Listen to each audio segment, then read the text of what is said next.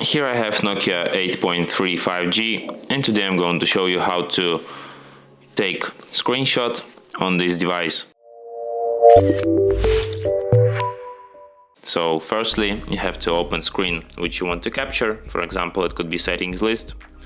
And what you have to do next is to hold down power key and volume down for about a second at the same time, like this.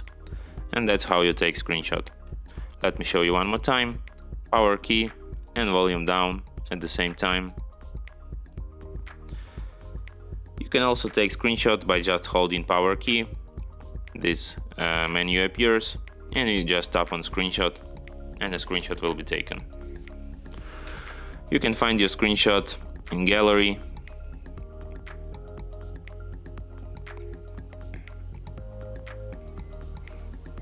in the screenshots album here.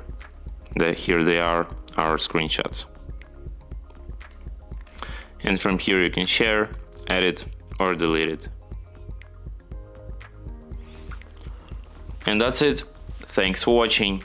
If you find this tutorial useful, don't forget to hit that like button and subscribe to our channel.